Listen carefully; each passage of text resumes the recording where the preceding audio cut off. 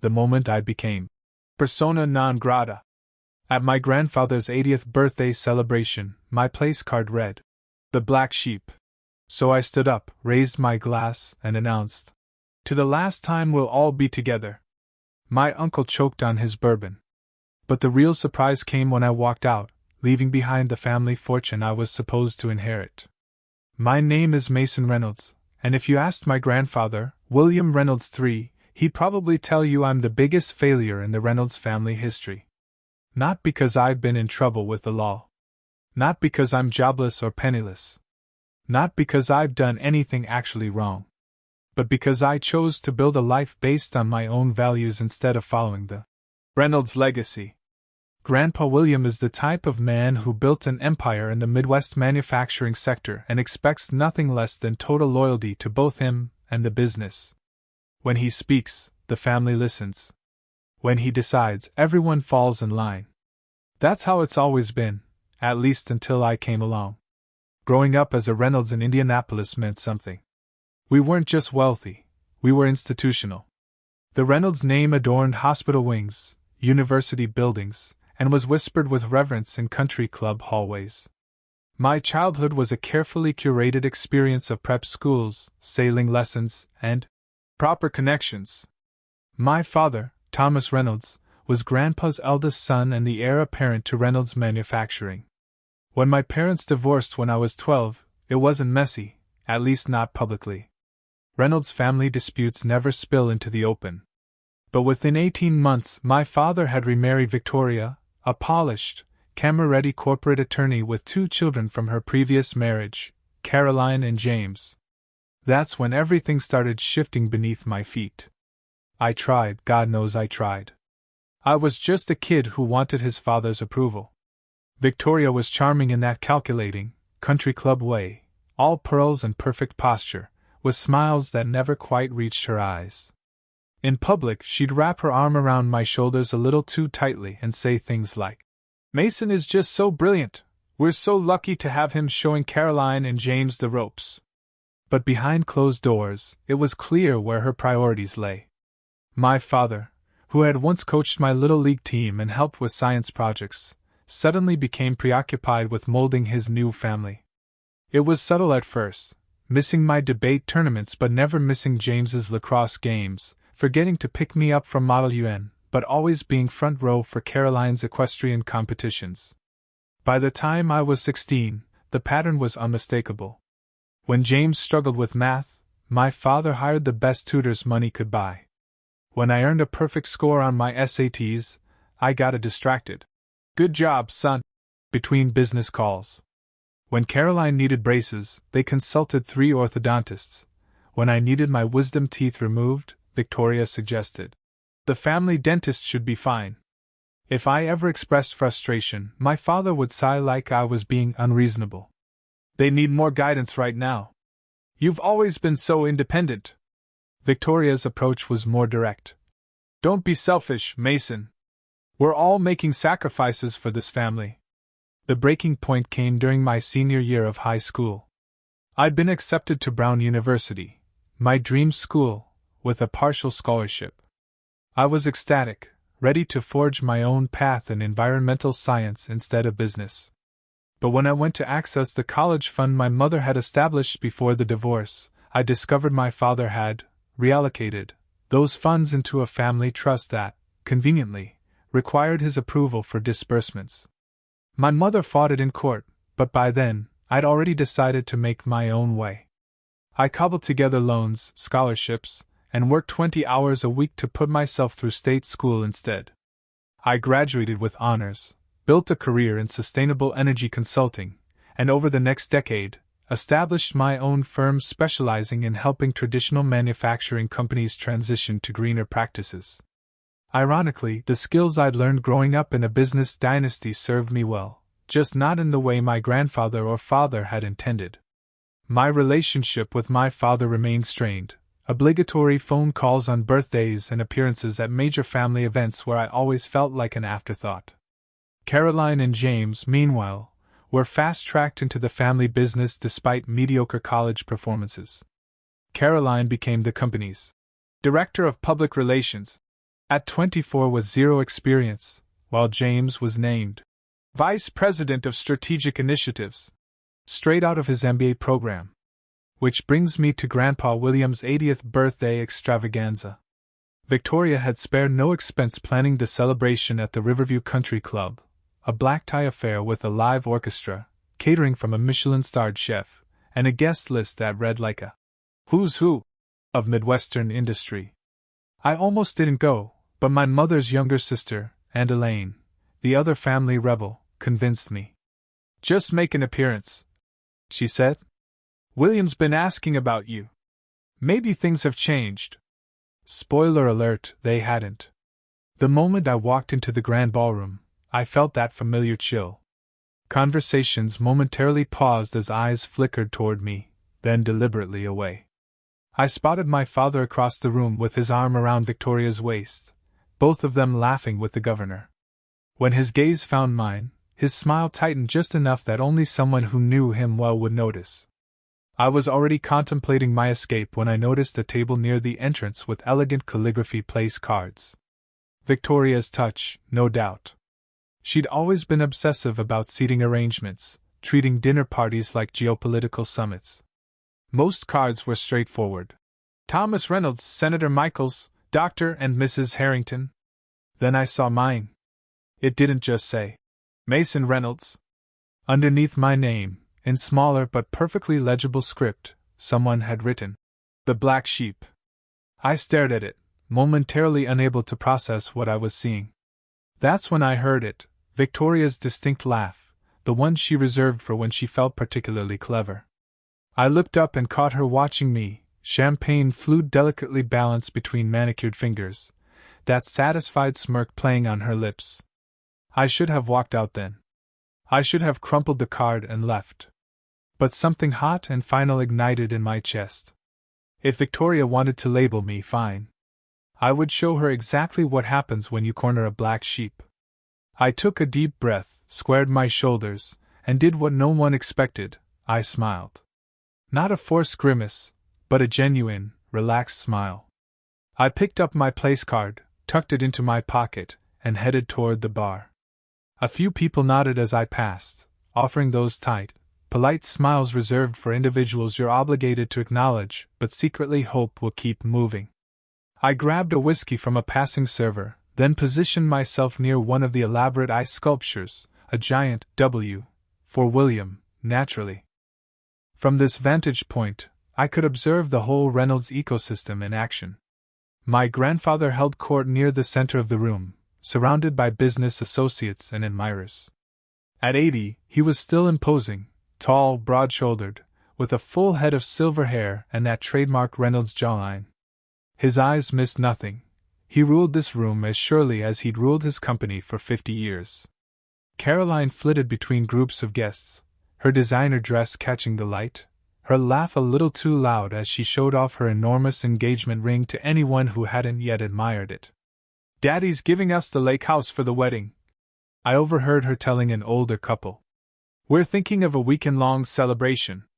Meanwhile, James stood with a cluster of executives, nodding seriously as though he understood the complexities of the business discussions happening around him. He'd always been good at looking the part, even if the substance wasn't there. My father moved through the room with the practiced ease of a politician, stopping to chat with each guest, Victoria never more than a step behind him, her hand possessively at his elbow. This was the perfect Reynolds tableau, wealthy, influential, and utterly hollow. I was contemplating my exit strategy when the orchestra quieted, and a microphone squealed. My grandfather's booming voice filled the room. "Friends, family, colleagues, thank you for joining me on this milestone evening." He paused, surveying his assembled court with satisfaction. "As I look around this room, I see the fruits of a lifetime of hard work and dedication to principles." A murmur of approval rippled through the crowd.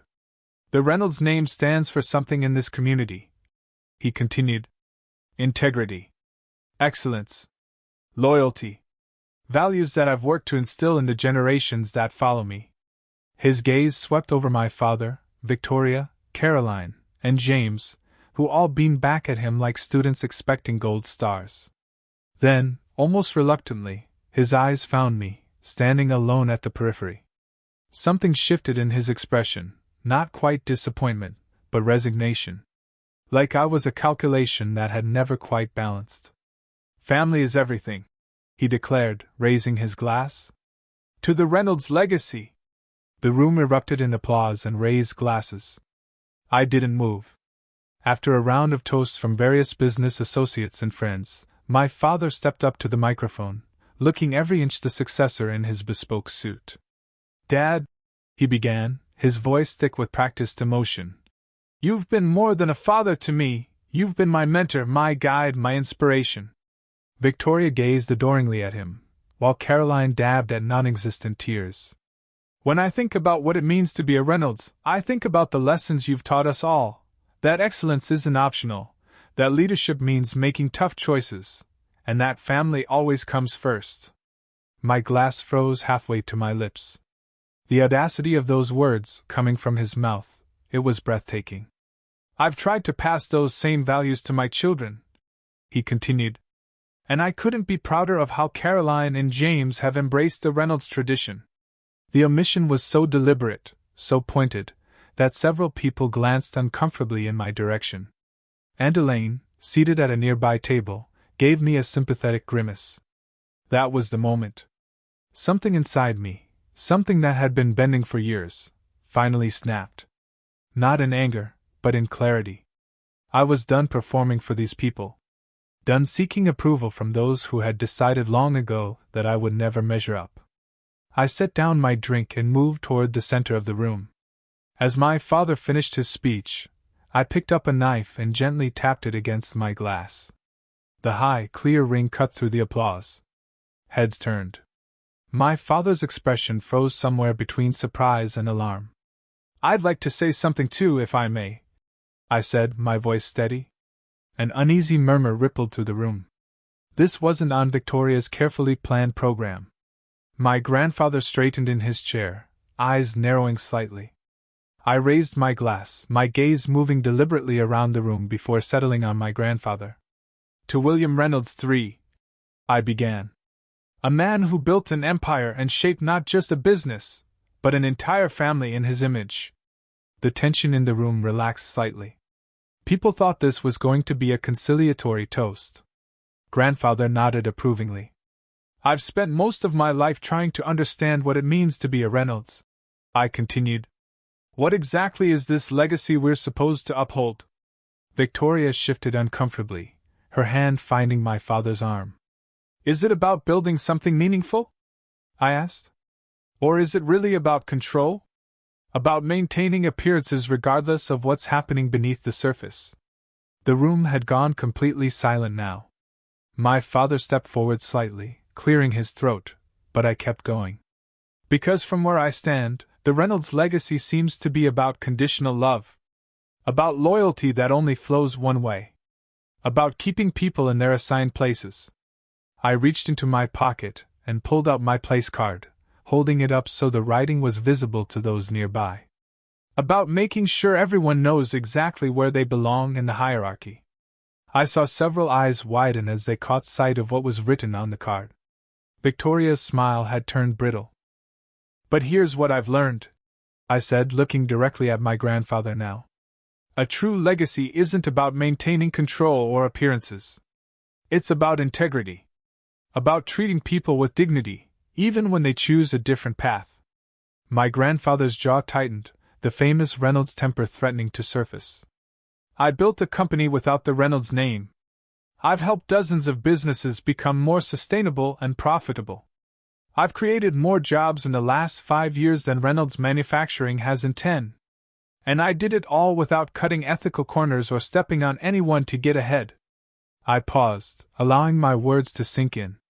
"So I'd like to propose a toast," I said, raising my glass higher. "To finding the courage to create your own legacy. And to the last time we'll all be together like this." The silence that followed was deafening. My father's face had drained of color. Victoria's eyes had narrowed to slits. Caroline and James exchanged confused glances, uncertain whether to be angry or embarrassed. But it was my grandfather's reaction that surprised me most. For just a moment, something that looked almost like respect flickered across his face. I set my glass down on the nearest table, nodded once to Aunt Elaine, and walked steadily toward the exit. "Mason!" My father's voice, sharp with authority, called after me. "Don't you dare walk out. We are not finished." I paused at the doorway, turning to face the room one last time. "That's where you're wrong," I said quietly. "We are." As I stepped into the cool evening air, my phone buzzed with a text from Aunt Elaine. "He's calling his lawyer. You know what this means." I did know. By morning, I would be officially written out of the Reynolds will, the inheritance that, despite everything, had always been my safety net. The last remaining tie severed. But as I drove home that night, windows down and the Indiana summer air filling my lungs, I felt lighter than I had in years. The Reynolds fortune had always come with Reynolds strings. Now I was truly free. The fallout was immediate, and exactly what you'd expect. My father left a series of increasingly angry voicemails, culminating in a threat to cut me off completely, as if that was still his decision to make. Victoria apparently told everyone who would listen that I'd had some kind of mental breakdown. Caroline posted vague but pointed comments on social media about toxic people and choosing your own family. My grandfather, characteristically, said nothing publicly. But 3 days after the party, his personal attorney contacted me to confirm that I had been removed as a beneficiary from all Reynolds family trusts and holdings. The email was brisk and businesslike, with a single personal line at the end. "Mr. Reynolds wished me to convey that this decision was not made lightly." Aunt Elaine called me, worried. "Are you okay?